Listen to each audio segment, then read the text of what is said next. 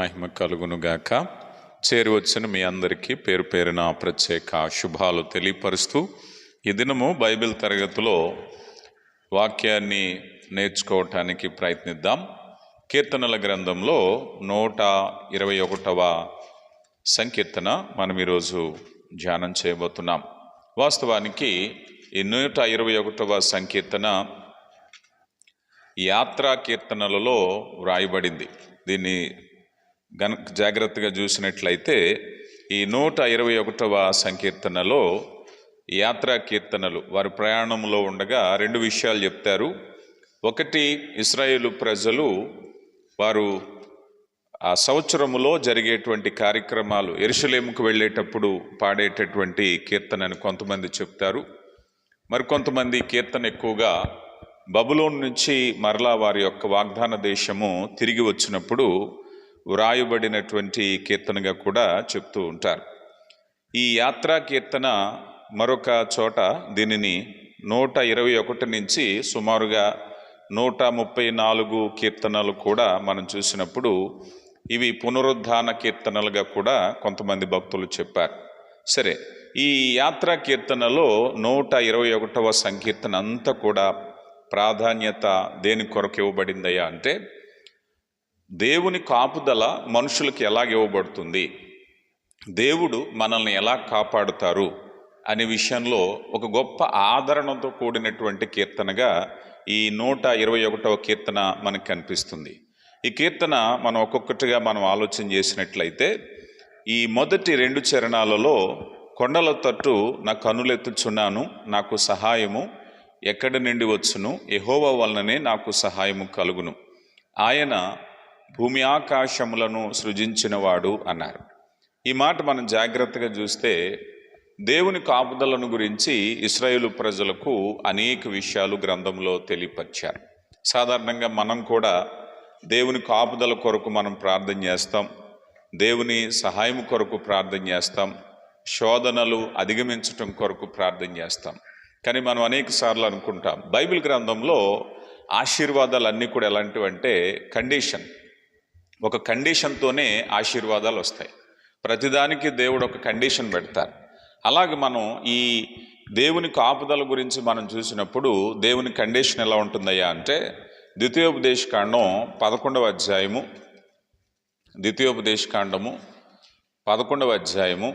31వ వచనాన్ని ఒకసారి మనం చూస్తే, 11వ అధ్యాయము 31వ వచనంలో,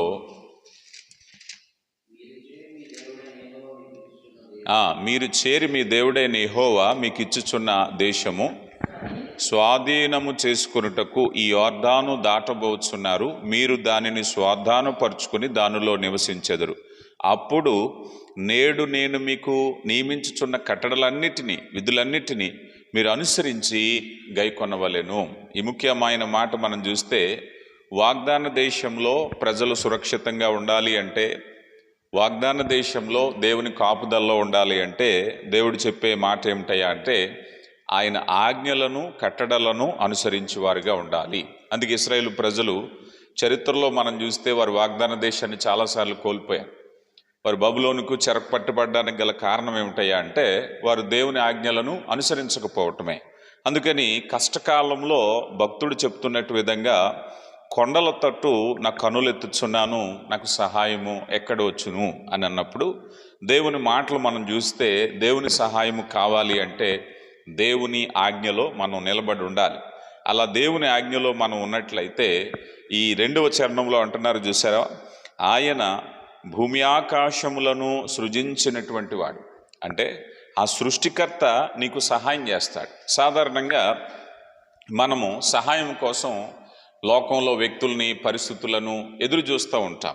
కానీ దేవుని వాక్యం చెప్పేది ఏమిటయ్యా అంటే, ఇక్కడ భక్తుడు అంటున్నాడు, కొండల తట్టు నా కన్నులు ఎత్తుచున్నాను. ఇదే మాట మనం హెబ్రీలకు రాయబడిన పత్రిక 12వ అధ్యాయము మొదటి 2 వచనాలని మనం చూసినప్పుడు, విశ్వాసమునకు కర్తయు దాన్ని కొనసాగించువాడునైన యేసు వైపు చూచుచు, అంటే కొండల తట్టు చూడాలా, యేసు వైపు చూడాలి అంటే యేసు వైపు చూస్తూ మనము ముందుకు వెళ్ళాలి. మనం ఎప్పుడైతే దేవుని వైపు చూస్తున్నామో, ఎప్పుడైతే ప్రభు వైపు చూస్తున్నామో మనకి సహాయం అనుగ్రహించబడుతుంది, మన మార్గం సరళం చేయబడతాయి. మన జీవితంలో ఏ అవరోధాలు మన జీవితాలని ఆపడానికి ప్రయత్నిస్తున్నాయో వాటిని అధిగమించటానికి చేసేటటువంటి ప్రయత్నమే ప్రభు వైపు చూడటం. మనుషుల వైపు కాకుండా దేవుని వైపు చూసేటువంటి కాపుదల ఆయన మనకు అనుగ్రహిస్తున్నారు. అందుకనే ఈ కీర్తనలో మనం చూసేటప్పుడు నీ యొక్క కష్టకాలంలో, ఇబ్బందులో సహాయం కోసం ఎవరిని అడుగుతా ఉన్నప్పుడు కీర్తనకారుడు యెహోవా వలన దేవుని పరిచయం చేస్తున్నాడు, సృష్టికర్తను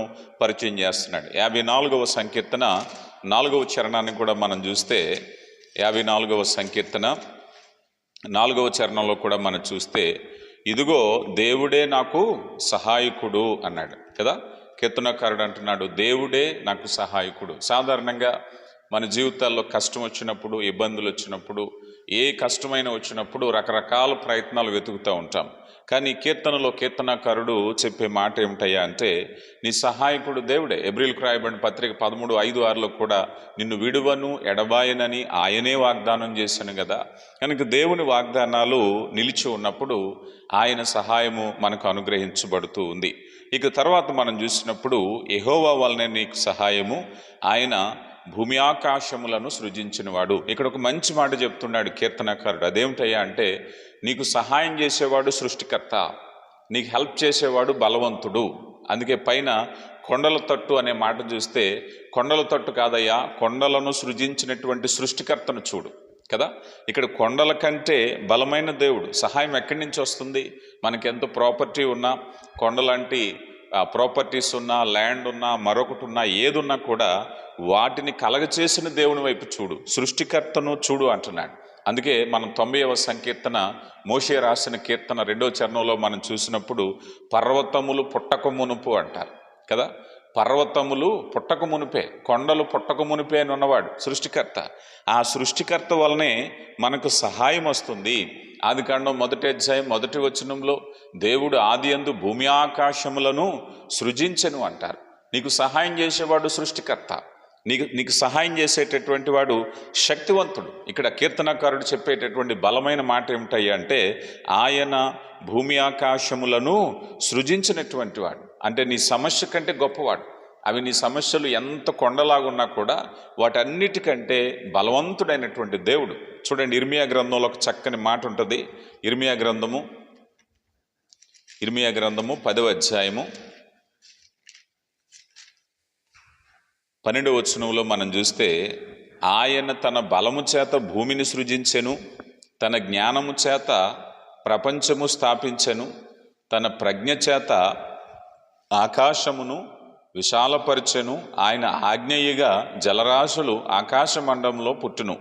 భూమి అంత భూభాగమును ఆయన ఆవిరి ఎక్కచేయును. వర్షము కలుగునట్లు ఆయన మెరుపును పుట్టించెను. తన ధనాగారము నుండి గాలిని రావించును అంటున్నారు. ఇలా చెప్పుకుంటూ వెళ్ళిపోతే ఈ సృష్టి, పంచభూతాలు ఇవన్నీ కూడా దేవుని చేత కలగ చేయబడ్డాయి. అందుకని నీ సమస్య ఏదైనా నువ్వు భయపడుతున్నప్పుడు కీర్తనకారుడు చెప్పేది ఏమిటయ్యా అంటే యెహోవా వలన నీకు సహాయము. ఆ యెహోవా ఎవరయ్యా అంటే భూమి ఆకాశములను సృజించినవాడు. ఆ సమస్య ఎప్పుడైతే దేవుని వైపు చూస్తున్నావో, దేవుని యొక్క ఆ కాలిబర్ మనం ఎప్పుడైతే చూస్తామో మన సమస్య చాలా చిన్నగా అయిపోతుంది. మన సమస్యలన్నీ కూడా చాలా చిన్నగా ఉంటాయి. అందుకని దేవుని యొక్క చిత్తములో సమస్య కంటే దేవుని వైపు చూడు. అందుకే పేతురు నీటి మీద నడిచేటప్పుడు ప్రభు వైపు చూసినంతసేపు కూడా నీటి మీద నడుస్తూనే ఉన్నాడు. ఒకవైపు ఎప్పుడైతే పక్క నుంచి గాలి వచ్చిందో ఆ గాలిని చూశాడో మునిగిపోవటం ప్రారంభించాడు. అందుకే మన విశ్వాస జీవితంలో చాలాసార్లు అవిశ్వాసము, విశ్వాస భ్రష్టతలోకి ఎందుకు వెళ్ళిపోతామంటే లోకములో ఉండే శ్రమలను ఎప్పుడైతే చూసామో, ఎప్పుడైతే ప్రభు నుంచి దృష్టి మళ్లించామో అప్పుడు మనము బలహీనపడిపోతూ ఉంటాం. ఇక 3వ చరణాన్ని కూడా మనం చూసినట్లయితే 3-4 చరణాలు ఆయన నీ పాదములను తొట్టిల్లనీయుడు, ఆయన నిన్ను కాపాడువాడు కునుకడు నిద్రపోడు. ఇశ్రాయేలీయులు కాపాడువాడు కునుకడు నిద్రపోడు, యెహోవాయే నిన్ను కాపాడును. ఇక్కడ మనం జాగ్రత్తగా చూస్తే యెహోవా నియంత్రణలో ఉన్నాడు, హీఈస్ ఇన్ కంట్రోల్. మనం తెలుసుకోవాల్సిన విషయం ఏమిటంటే ఎంత భూమి ఆకాశం తలకిందులైపోయినా మన జీవితంలో ఆర్థిక సమస్యలు, కుటుంబ సమస్యలు, అనారోగ్య సమస్యలు, ఎన్ని సమస్యలు వచ్చినా కీర్తనకారుడు చెప్పేది ఏమిటయ్యా అంటే ఆయన నియంత్రణలోనే మనం ఉన్నాం. Still in God's hand. ఎప్పుడైనా సరే నీ పరిస్థితులు చేదాటిపోయి డాక్టర్ చెప్తారు, అయ్యా ఈయన ఆరోగ్యపరంగా చేదాటిపోయాడు, లేకపోతే ఫైనాన్షియల్గా కొంతమంది శుతిమించిన కష్టాల్లోకి వెళ్ళిపోయారు, ఈ పరిస్థితుల్లో ఆయన ఫైనాన్షియల్గా ఎవరు సెట్ చేయడం కష్టము, లేకపోతే ఇదిగో ఎవరైనా ఈ వ్యక్తిని వ్యసనాల్లో పూర్తిగా మునిగిపోయాడు, ఇక దాని నుంచి బయటకు తీసుకురావడం కష్టం అని అన్నప్పుడు ఇక్కడ కీర్తనకారుడు చెప్పేది ఏమిటంటే, నీ పరిస్థితి ఎంత భయంకరంగా ఉన్నా ఆయన నియంత్రణలో ఇంకా మనం ఉన్నాం. స్టిల్ ఇంకా మనం భూమి మీద నివసిస్తున్నాం, ఆయన నియంత్రణలోనే మనకున్నాం. కనుక మనం ఎంత బాధలో ఉన్నా, ఎన్ని కష్టాల్లో ఉన్నా కూడా ఆయన నీ పాదములను తొట్టిల్లనీయుడు అంటున్నారు.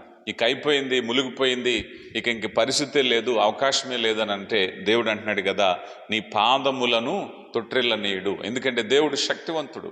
ఒకవేళ పరిస్థితులన్నీ కూడా నిన్ను తలకిందులు చేసేసిన, ప్రమాదాలు వచ్చేసిన, కష్టం వచ్చేసిన, ఇక ఏమాత్రం అవకాశం లేదనుకున్నా దేవుడు తన కృపను బట్టి నీ పాదములను తొట్టిల్లకుండా నడిపించగలిగిన దేవుడు. సామెతల గ్రంథంలో 3వ అధ్యాయము 23వ వచనాన్ని ఒకసారి మనం చూస్తే, సామెతల గ్రంథము 3వ అధ్యాయము 23వ వచనంలో అంటున్నారు, అప్పుడు నీ మార్గమున నీవు సురక్షితముగా నడిచెదవు, నీ పాదములు ఎప్పుడు తొట్టిల్లదు, పండుకొనున్నప్పుడు నీవు భయపడవు, నీవు పరుండి సుఖముగా నిలిచెదవు, ఆకస్మికముగా భయము కలిగినప్పుడు, దుర్మార్గుల నాశనమునకు వచ్చినప్పుడు నువ్వు భయపడవద్దు, నీ యెహోవా నీకు ఆధారమగును, నీ కాలు చిక్కబడకుంట్లు ఆయన నిన్ను కాపాడును. అందుకే అపవాది గర్జించు సింహము వలె ఎవరిని మింగుదునా, ఎందుకనంటే అపవాది ప్రయత్నం మనల్ని ఎప్పుడు పట్టుకోవాలా, ఎప్పుడు పడగొట్టాలా, ఎప్పుడు ముంచేయాలా అని చూస్తూ ఉంటాడు. కానీ దేవుని కృప ఎలాంటిదయ్యా అన్నట్లయితే, ఆకస్మికముగా కలిగే భయాలు కూడా నువ్వు భయపడకుండా జీవించటం, నీ కాలు చిక్కుబడకుండా నిన్ను కాపాడును. కనుక దేవుని కాపుదల, నువ్వు ఎప్పుడైతే కొండల తట్టు కాకుండా కొండలు సృజించిన దేవుని వైపు చూస్తావో, ఎప్పుడైతే సృష్టికర్తను నీ సహాయకుడిగా నువ్వు కలిగి ఉంటావో, ఆయన సహవాసములో ఉంటావో, అప్పుడేమవుతుందట, అప్పుడు నీ మార్గములు నువ్వు సురక్షితముగా నడిచెదవు, నీ పాదములు ఎప్పుడు కూడా తొట్టిల్లపోవు, నీవు పరుండి సుఖముగా నిద్రించదు. అనేక మంది ఈరోజు ఆస్తి ఉన్న వాళ్ళకు ఒక కష్టం అయితే, ఆస్తి లేని వాళ్ళకు ఒక కష్టం. అనేకమైనటువంటి ఆందోళనలో మనిషి బ్రతుకుతున్నాడు. సెక్యూరిటీ లేనప్పుడు, మనశ్శాంతితో నిద్ర లేనప్పుడు ఏదో ఒక ఇబ్బంది. కానీ ఎప్పుడైతే దేవుని మీద ఆధారం చేసుకున్నావో, సృష్టికర్త మీద ఆధారపడి బ్రతుకుతున్నావో, నీవు సుఖముగా పరుండి నిద్రించదు. ఈరోజు మనిషి ఎంత సంపాదించినా సుఖమైనటువంటి ఆరోగ్యము, సుఖమైనటువంటి నిద్ర కోసం ఎన్నో రకాల ప్రయత్నాలు చేస్తున్నాడు, మెడిటేషన్ చేస్తున్నాడు, మందులు వాడుతున్నాడు, ఎక్సర్సైజ్ చేస్తున్నాడు, నిద్ర పట్టలేనటువంటి టెన్షన్లు, పీడకలలు, దీనికి తద్వారా వచ్చేటువంటి అనారోగ్యాలు. డాక్టర్ల దగ్గరికి వెళితే ఫస్ట్ అడిగేది, నీకు నిద్ర బాగా పడుతుందా అండి అని అడుగుతారు. ఎందుకంటే అనేకమైనటువంటి అనర్థాలు వస్తున్నాయి, మనశ్శాంతి లేని జీవితం. కానీ దేవుని మీద నువ్వు ఎప్పుడైతే ఆధారపడ్డావు, ఈరోజు చాలామంది దేవుని మీద కంటే దేవుడిచ్చిన ఆశీర్వాదాల మీద ఎక్కువ ఆధారపడతారు. ఇదిగో కొండలాంటి ఆస్తి నాకుంది, కొండలాంటి ఇల్లు కట్టుకున్నాను, లేకపోతే మరేదో ఉందని దేవుని మీద నీ దృష్టిని మరల్చి నువ్వు చేసేటువంటి ప్రయత్నాలు ఎలా ఉంటాయి అన్నట్లయితే, ఇదిగో నెమ్మది లేకుండా చేస్తాయి. అయితే ఇక్కడ కీర్తనకారుడు మనల్ని ఎక్కడికి నడిపిస్తున్నారంటే, నీ యొక్క దృష్టి సృష్టికర్త మీద ఉన్నట్లయితే నీ పాదములు తొట్టిల్లకుండా ఆయన కాపాడగలుగుతాడు కదా. మనం 19వ అధ్యాయం సామెతల గ్రంథం 21వ వచనంలో కూడా చూస్తే, నరుని హృదయములో అనేక ఆలోచనలు పుడతాయట, కానీ స్థిరపరచువాడు యెహోవాయే. అందుకని మన జీవితంలో మనం చాలాసార్లు రకరకాల ఆలోచనలు, రకరకాల ప్లానింగ్స్ పెట్టుకుంటూ ఉంటాం. ఎందుకంటే కొండల వైపు చూస్తే, కొండలాంటి లోకం వైపు చూస్తే, కొండలాంటి అప్పుల వైపు చూస్తే, నేను ఎటు పరిగెడతానా, దీన్ని సాల్వ్ చేయడానికి ఏం చేయాలి, అనేకమైన ఆలోచనలు వచ్చేస్తూ ఉంటాయి. మనిషి గందరగోళానికి లోనైపోతాడు. నేను ఎవరిని సహాయం అడగాలి, ఎవరి హెల్ప్ తీసుకోవాలి. కానీ నువ్వు ఎప్పుడైతే దేవుని వైపు చూడటం ప్రారంభించావో, ఫస్ట్ నీ జీవితంలో నెమ్మది వస్తుంది, నీ జీవితంలో సెక్యూరిటీ వస్తుంది, నీ జీవితంలో ఆందోళన తొలగిపోతుంది. అందుకని లోకం వైపు చూస్తే లోకం ఎప్పుడు కూడా మనల్ని పరిగెట్టుతూ ఉంటుంది, అనేకమైనటువంటి సమస్యలు. అందుకే అపోస్తలుడైన పౌలు కొరింథీయులకు రాయబడిన మొదటి పత్రిక 10:13 అంటారు కదా, ఇదిగో సాధారణముగా కలిగి శోధనలే మీకు కలిగినాయి కదా, ఆయన మిమ్మల్ని శోధింపబడనీయడు అంటాడు. మీరు శోధనలో ఉన్న తప్పించుకుని మార్గాన్ని కలగజేస్తాడంటాడు. శోధన ఎప్పుడు కూడా దేవుని వల్ల రాదు. శోధకుడు శోధిస్తాడు. శోధకుడైనటువంటి శోధన అపవాది వల్ల శోధన వస్తుంది. తప్పించుకునే మార్గం దేవుని వల్ల వస్తుంది. అందుకని నీ దృష్టి ఎప్పుడైతే సమస్య నుంచి విడిచి దేవుని వైపు నడిపించావో ఆయన నీ పాదాలను ఏం చేస్తాడయ్యా అంటే తొట్టిల్లకుండా కాపాడేవాడు.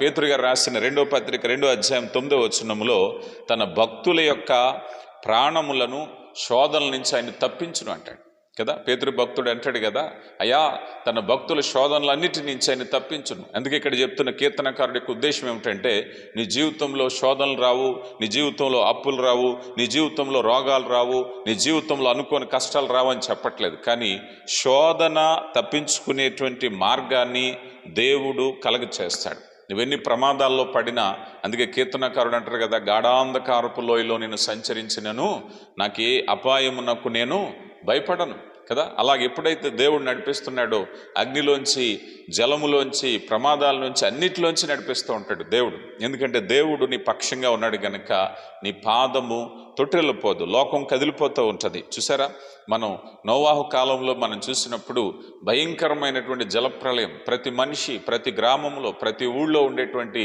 మనుషులు, కుటుంబాలు, ఇల్లు అన్నీ కూడా కదిలిపోతున్నాయి ఆ భయంకరమైనటువంటి నీటి ప్రవాహానికి. కానీ ఈ నోవాహు తన కుటుంబము సురక్షితంగా ఉన్నారు. ఎందుకంటే దేవుని వైపు చూశాడు గనక ఇదిగో తన పాదము తొట్టిల్లకుండా సురక్షితముగా ఆ ఓడలో దేవుడు నోవాహు కుటుంబాన్ని ఉంచినట్టుగా మనం చూస్తూ ఉన్నాం. ఈ భాగంలో 3వ చరణంలో 2వ భాగాన్ని చూస్తే నిన్ను కాపాడువాడు కునుకడు అన్నారు. ఈ మాట చాలా జాగ్రత్తగా చూడాలి. ఎందుకనంటే నిన్ను కాపాడువాడు కునుకడు అని చెప్తూనే ఇశ్రాయేలు కాపాడువాడు కునుకడు నిద్రపోడు, యెహోవాయే నిన్ను కాపాడును. ఈ మాట జాగ్రత్తగా చూస్తే దేవుడు మనల్ని కాపాడటానికి మన స్థితిగతులను ఎలా చూస్తున్నాడయ్యా అంటే ఆల్వేస్ ఆయన చూస్తూనే ఉంటాడు మన వైపు. మన హృదయాన్ని చూస్తాడు, మన ఆలోచనలు చూస్తాడు. అందుకే హెబ్రీ గ్రంథకర్త 4వ అధ్యాయం 13లో అంటారు, ఆయన కనులకు కనబడని స్పష్టము ఏదీ లేదంటాడు. ఆయన కనులకు మరుగైంది ఏదీ లేదంటాడు. అన్నిటినీ చాలా స్పష్టంగా చూడగలిగినవాడు, హృదయ తలంపులను చూడగలిగినవాడు. నరుని హృదయములో తలంపు పుట్టక మునిపే వాని ఆలోచన ఎరిగిన దేవుడు. అందుకని దేవునికి అన్నీ తెలుసు. అందుకని ఆయన కునుకడు, ఇశ్రాయేలీలు కాపాడువాడు కునుకడు నిద్రపోడు. అంటే కేవలం కాపాడుకోవటానికేనంటే ఆయన పర్యవేక్షణ. ఉదాహరణకి మనం ఏదైనా సీసీ క్యామ్ పెట్టాము అనుకుందాం. సీసీ క్యామ్ పెట్టినప్పుడు అది దొంగలనే చూస్తుందా అంటే దొంగలు మాత్రమే చూడదు, మనల్ని కూడా చూస్తుంది. సీసీ క్యామ్ పెట్టాం, ఏం జరుగుతుందంటే ప్రతి మూమెంట్ని క్యాప్చర్ చేస్తూ ఉంటుంది. లేదండి అది దొంగ వచ్చినప్పుడే పనిచేస్తుంది అంటాక ఏం లేదు, అది ఎప్పుడు పనిచేస్తూనే ఉంటుంది. దొంగనే క్యాచ్ చేస్తుంది, మనల్ని కూడా క్యాచ్ చేస్తుంది. అందుకని యెహోవా నిన్ను కాపాడును, ఇశ్రాయేలీలు కాపాడువాడు కునుకడు. ఏం చేస్తాడు ఆయన యొక్క కనుసన్నల్లో మనం ఉన్నాం, ఆయన దృష్టిలో మనం ఉన్నాం. ఆయన మన వైపు చూస్తున్నాడు, ఆయన చూసేటటువంటి దేవుడు. అందుకని ఆయన మన వైపు చూసేటటువంటి దేవుడు గనక ఆయన కనులకు సమస్తము స్పష్టముగా కనబడుతున్నాయి. మనకి రాజుల మొదటి గ్రంథంలో 18వ అధ్యాయంలో మనం చూసినప్పుడు అక్కడ ఆహాబు అలాగే యెజబెలు రాణితో ఏలియా ఒక శపథం చేస్తాడు. కర్మేలు పర్వతానికి వెళతారు. అప్పుడు యెజబెలు రాణి కొంతమంది బయలు ప్రవక్తలను తన ఇంట పోషిస్తూ ఉంటుంది. వాళ్ళందరినీ పిలిచి ఒక సవాలు విసురుతాడు. ఇదిగో ఈ బలిపీఠం మీద నేను ఎద్దులను ఉంచి బలిపీఠాన్ని అర్పిస్తున్నాను, అగ్ని లేకుండా రాజు పెట్టాలని. అది గమనించినటువంటి ఆ ప్రవక్తలందరూ ఏం చేస్తారంటే ఆ అన్య ప్రవక్తలందరూ కూడా ఉదయం మొదలుకొని వారి శరీరాలు గాయపరుస్తూ, అరుస్తూ, కేకలేస్తూ ఎన్నెన్నో మాట్లాడుతూ ఉంటాడు. అప్పుడు లాస్ట్కి మనం 17వ వచనంలోకి వచ్చేసరికి ఆ ఏలియా అంటాడు కదా, ఒకవేళ నిద్రపోతున్నారేమో ఇంకా గట్టిగా అరవండి అంటూ ఉంటాడు. ఒకవేళ కునుకుతున్నారేమో ఇంకా నిద్రపోండి, రోజంతా అరిచినా కూడా పలకట్లేదు. కానీ ఇక్కడ దేవుని గురించి చెప్పినప్పుడు చెప్పే మాట ఏమిటయ్యా అంటే ఆయన కునుకడు. ఎందుకనంటే ఆయన ఎల్లవేళలా మనతో ఉండే దేవుడు, ఆయన ఎప్పుడు కూడా మనల్ని నడిపించే దేవుడు. అలాంటి దేవుని యొక్క సంరక్షణలో మనం ఉన్నాం. ఒకవేళ ఆదమర్చిపోయేటటువంటి కొన్నిసార్లు మనం వ్యక్తులు మర్చిపోతాం, కొన్నిసార్లు మనం పరిస్థితులను మర్చిపోతాం, మనుషులుగా ఆదమరపు వచ్చిందంటాం, పని ఒత్తిడిలో పడిపోయామంటాం. కానీ దేవుడు అంటున్నాడు కదా, నిన్ను కాపాడువాడు కునుకడు. చాలా స్పష్టమైన కొటేషన్. కీర్తనకారుడు ఎంత చక్కగా మాట్లాడుతున్నాడంటే, నిన్ను అంటే మనల్ని మనం ఆపాదించుకుంటే ఈ చరణంలో నిన్ను కాపాడేవాడు కునుకడు. ఆయన కునుకు కూడా రాదు. నిద్ర మాట పక్కన ఎరగండి. చాలామందికి నిద్ర వచ్చే ముందు కునుపాట్లు వస్తాయి, కునుపాట్లు వచ్చిన తర్వాత నిద్ర వస్తుంది. అంటే బేసిక్ రెస్ట్ అన్నమాట. ఆ కునుపాట్లు కూడా రావంట దేవునికి. అందుకే అంటున్నాడు, నిన్ను కాపాడువాడు కునుకడు. ఏం చేస్తాడు ఈయన?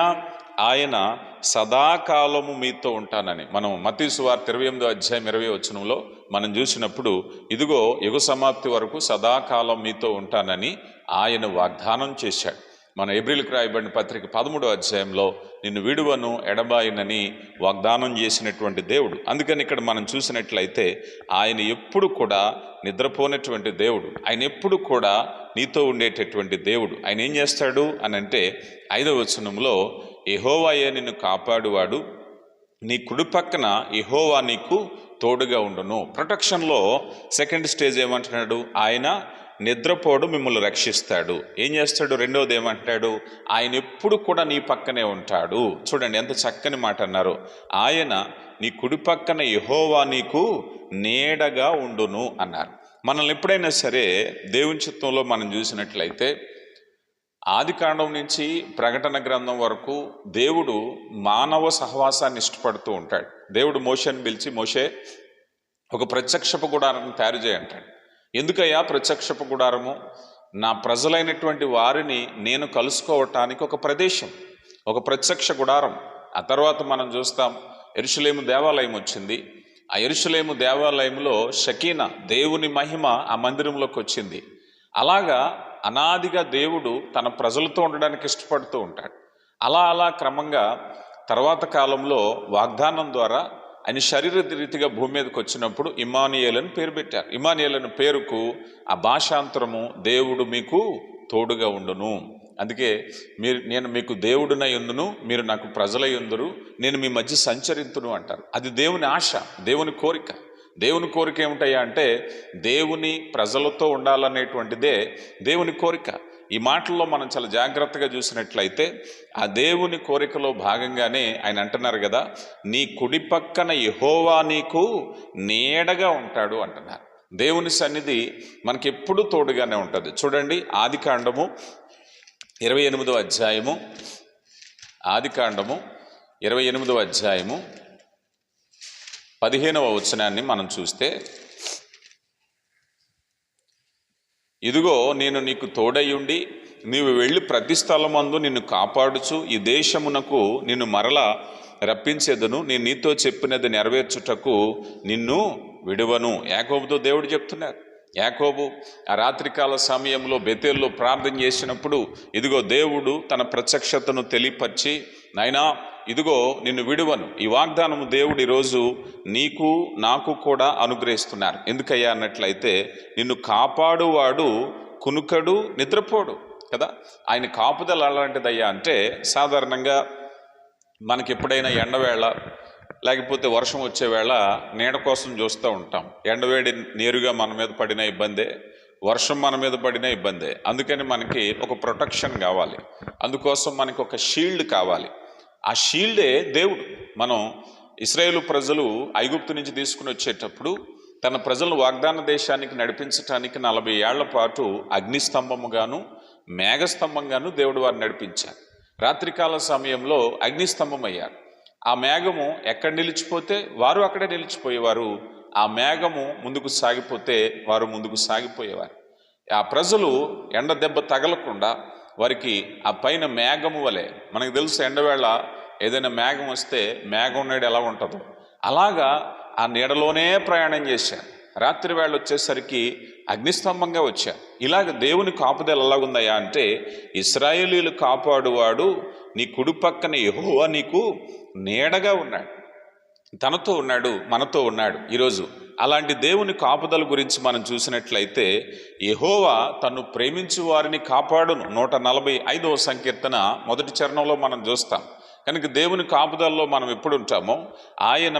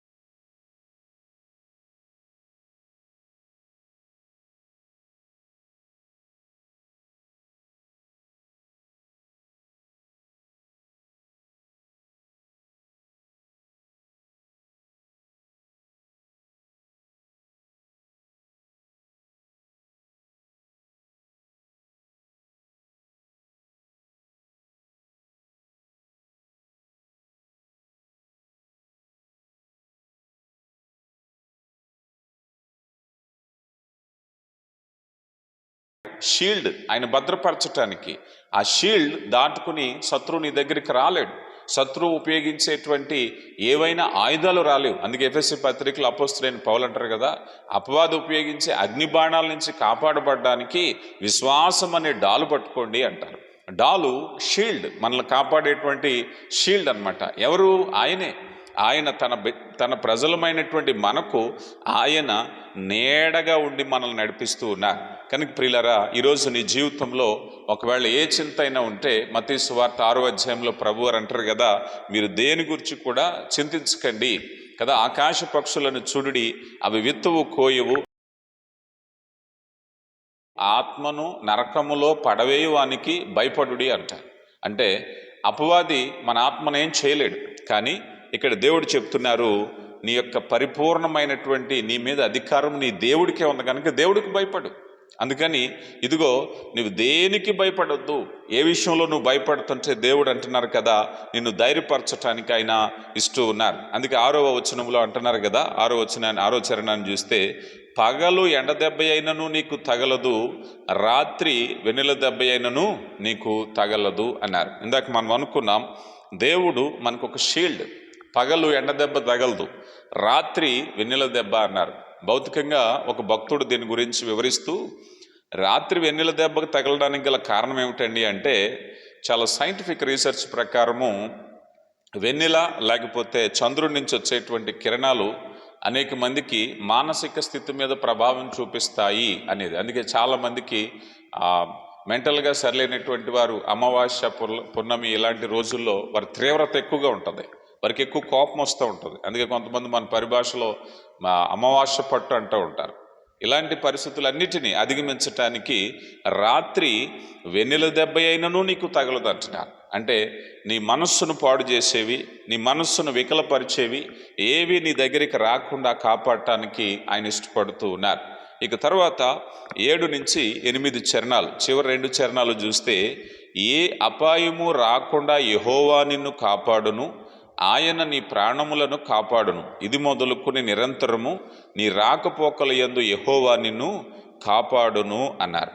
ప్రియులారా, ఇక్కడ మనం చూస్తే మొదటిగా నిన్ను రక్షించే దేవుడు, నిన్ను కాపాడే దేవుడు అన్నారు. ఇక 7-8 చరణాల్లో రాబోయేటటువంటి విషయాల గురించి మాట్లాడుతున్నారు. అందుకే మత్తయి సువార్త 6వ అధ్యాయంలో మనము ప్రభు ప్రార్థన గురించి మనం ఆలోచన చేసినప్పుడు ఒక ప్రార్థన చేస్తాం. అదేమిటయ్యా అంటే, మమ్మను శోధన లేక తేక దుష్టు నుంచి మమ్ము తప్పించుము. ప్రతిదినము చేసేటువంటి ప్రార్థనలో అపవాది చేతిలో పడకుండా మనం కాపాడబడాలి అంటే ప్రార్థన చేయాలి. మనం ఎప్పుడైతే ప్రార్థన చేస్తున్నామో దేవుని ప్రొటెక్షన్ ఏమిటయ్యా అంటే, ఇప్పుడున్న సమస్యల నుంచి బయట పెట్టడమే కాకుండా రాబోయేటటువంటి సమస్యల నుంచి కూడా విడుదల చేయటానికి దేవుడు శక్తివంతుడు. మనకి దేవుని సహాయం ఎందుకు కావాలి? చాలామంది విశ్వాసులు మనం చూస్తూ ఉంటాం, కష్టం వచ్చినప్పుడు దేవుని మీద ఆధారపడతారు, కష్టం తీరిపోయిన వెంటనే దేవుడు మర్చిపోతూ ఉంటారు. కానీ నీ జీవితంలో మరలా కష్టం రాకుండా ఉండాలి అంటే ఇదిగో అనుదిన ప్రార్థన, శోధనలోనికి తేకుండా మమ్మల్ని కాపాడమని చేసే ప్రార్థన చాలా విలువైనటువంటి ప్రార్థన. అందుకే అంటున్నారు కదా, ఏ అపాయము రాకుండా, ఇప్పుడున్నవి తొలగటమే కాదు, ఏ అపాయము రాకుండా యెహోవా నిన్ను కాపాడును. భవిష్యత్తులో కూడా దేవుని కాపుదల నీకు ఉండాలి అంటే దేవుని సహాయం, భవిష్యత్తులో సమస్యలు రాకుండా ఉండాలి అంటే దేవుని సహవాసం అవసరం. అందుకే యోహాను గారు రాసిన మొదటి పత్రిక 4వ అధ్యాయం 4వ వచనంలో, చిన్నపిల్లలారా భయపడకుడి, మీలో ఉన్నవాడు లోకంలో ఉన్నవాడి కంటే బలవంతుడు అంటారు. అందుకని లోకంలో మనం భయపెట్టే పరిస్థితులు ఏమున్నా సరే విశ్వాసంతో, ధైర్యంతో మన ముందుకు సాగిపోవటానికి గల కారణం ఏమిటంటే దేవుడు మన పక్షంగా ఉన్నారు. తిమోతికి రాసిన 2వ పత్రిక 4:17లో కూడా అపోస్తుడైనటువంటి పౌలు అంటాడు కదా, ఆయన నా పక్షమునున్నారు గనక నేను అన్యులకు సువార్తను ప్రకటించుటకు ఆయన సింహపు నోట నుంచి నన్ను కాపాడెను అంటారు. అంటే సింహపు నోట నుంచి కాపాడగలిగిన శక్తివంతుడైన దేవుడు. దానియేలును సింహపు బోన్ నుంచి కాపాడారు, షద్రకు, మేషకు, అబేద్నెగో అనేటువంటి వారిని అగ్నిగంధకాల నుంచి కాపాడారు. ఈరోజు మన జీవితంలో కూడా ఎన్నో మనకి తెలియని ప్రమాదాల నుంచి కాపాడే దేవుడు. అలాగ దేవుని కాపుదల ఎలాంటిదయ్యా అంటే, ఆయన నీ ప్రాణమును కాపాడును, ప్రియులారా గమనించండి. కనుక దేవుని కృప ఈరోజు మనల్ని అంటున్నారు కదా, ఇదిగో దేవుడు నీ శ్రమలన్నిటి నుంచి కూడా, అందుకే మనం యోహాను సువార్త 17వ అధ్యాయంలో కూడా మనం చూసినప్పుడు, ఇదిగో అయా లోకములో నుంచి వీరిని తీసుకుని వెళ్ళిపోమని నేను ప్రార్థించట్లేదు కానీ ఇదిగో దుష్టుడి నుంచి కాపాడమని ప్రార్థిస్తున్నాను కదా. మనకి సాధారణంగా ఒక సమస్య ఉంటుంది, లోకంలో ఉన్నంతసేపు సమస్యలే, ఎక్కడికి వెళ్ళినా సమస్యలే, అక్కడికి వెళ్ళినా సమస్యలే, ఎక్కడికి పరిగెత్తినా సమస్యలే, ఎక్కడి నుంచి కాపాడబడాలి. అందుకే దేవుడు అంటున్నారు, చాలామంది ఈ సమస్యను బట్టి భూమి మీద బ్రతుకుండడమే కష్టమేమో అని ఆత్మహత్యలు చేసుకునే వాళ్ళు ఉన్నారు. కానీ దేవుని వాక్యం అంటుంది, ఈ వీరిని ఈ లోకములో నుంచి తీసుకుని పొమ్మని నేను ప్రార్థన చేయట్లేదు కానీ దుష్టుని నుంచి కాపాడమని నేను ప్రార్థన చేస్తున్నాను. ప్రియులారా గమనించండి. కనుక దేవుడు నీ జీవితంలో ఒకవేళ కనుక నీకు అలాంటి ఎక్స్పీరియన్స్ ఉంటే, నేను ఏ పని చేసినా ఎక్కడికి వెళ్ళినా నా జీవితంలో నెమ్మది లేదు అని కనుక నువ్వు అనుకుంటే, దేవుడు ఏం చేస్తున్నారయ్యా అంటే, ఇదిగో దుష్టుని నుంచి కాపాడటానికి ఆయన ఇష్టపడుతూ ఉన్నారు.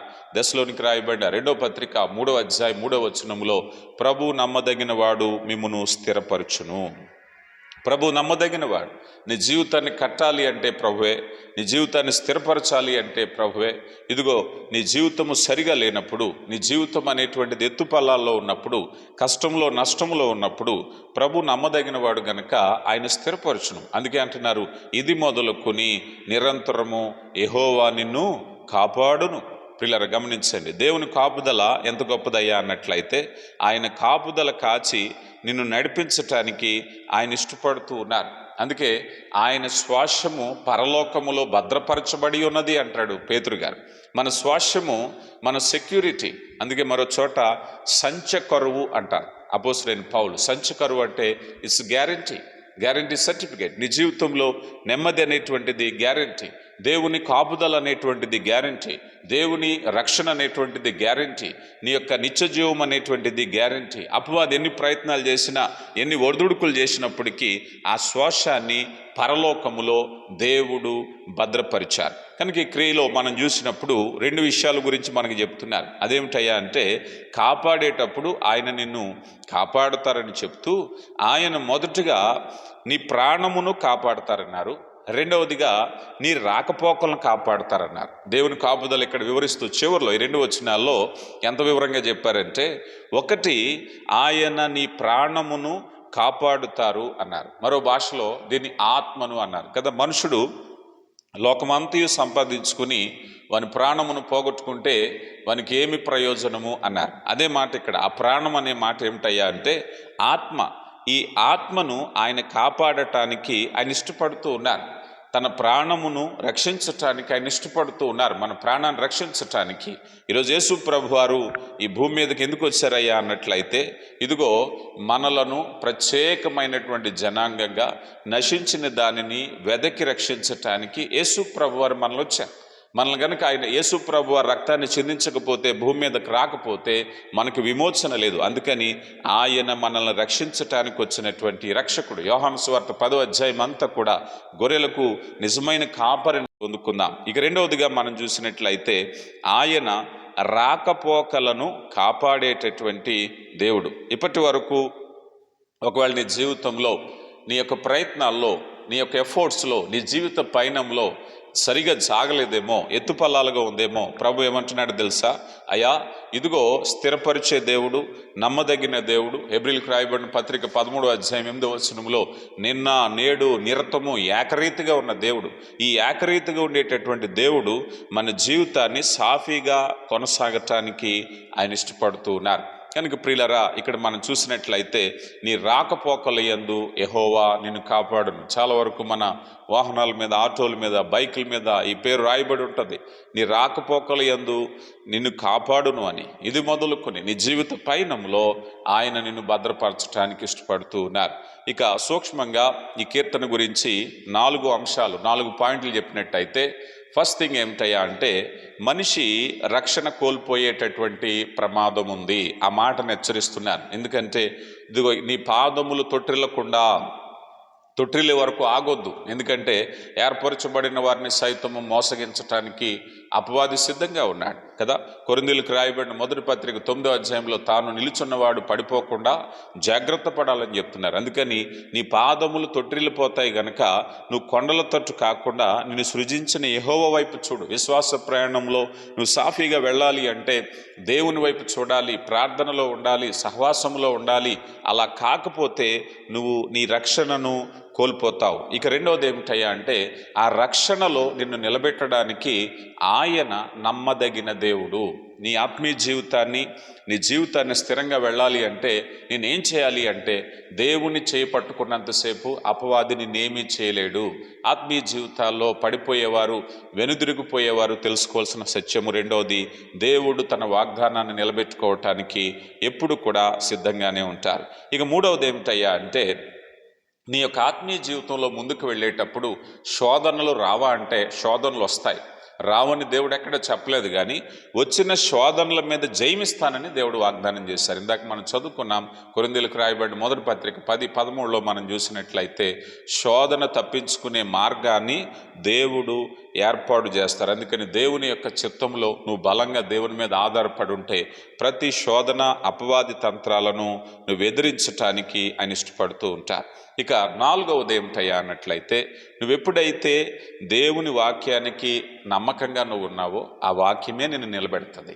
దేవుని వాక్యానికి నువ్వు ఖచ్చితంగా నిలబడినట్లయితే ఆ వాక్యము నిన్ను నిలబెడుతుంది. నువ్వు దేవుని విషయంలో నమ్మకంగా ఉంటే ఆ నమ్మకం నిన్ను ఎప్పుడు కూడా సిగ్గుపడనియదు. చివరిగా ఒక వాక్యం చెప్పి నేను ముగిస్తాను. అపోస్తుల కార్యగ్రంథము 20వ అధ్యాయము 32వ వచనాన్ని మనం చూసినట్లయితే 20వ అధ్యాయము 32వ వచనంలో ఇప్పుడు దేవునికిని ఆయన కృపావాక్యమునకు మిమ్మును అప్పగించుచున్నాను. ఆయన మీకు క్షేమాభివృద్ధి కలుగు చేయుటకు పరిశుద్ధపరచబడిన వారందరిలో శ్వాసము అనుగ్రహించుటకు శక్తివంతుడు. దేవుడు నమ్మదగినవాడు, దేవుడు శక్తివంతుడు. కనుక ప్రియులారా, నీ ఆత్మీయ జీవితాల్లో నీ రక్షణ కొనసాగించటానికి, అపవాది తంత్రాలను ఎదిరించటానికి నీకు బలమునిచ్చేవాడు నీ దేవుడు గనక నీ దేవుని వైపు చూడు. నీ జీవితంలో ఏ కష్టమైనా ఉండొచ్చు, ఏ ఇబ్బంది అయినా ఉండొచ్చు, కానీ దేవుడు వాక్యము నమ్మదగిన దేవుడు. నీ జీవితంలో నువ్వు మెండైన ఆశీర్వాదాలు పొందుకోవాలి అంటే నమ్మదగిన దేవుని వైపు చూడాలని వాక్యం ద్వారా మనం తెలుసుకుంటున్నాం. ఆ రీతిగా దేవుని కృపను బట్టి మన ఆత్మీయ జీవితాల్లో మనకు కష్టం వచ్చినా, ఇరుకులు వచ్చినా, ఇబ్బందులు వచ్చినా దేవుని వైపు చూసే కన్నులు కలిగి ఉందాం. ఆయన మీద ఆధారపడి జీవిద్దాం. దేవుడు మిమ్మల్ని దీవించునుగాక. ఆమేన్. ఆమేన్.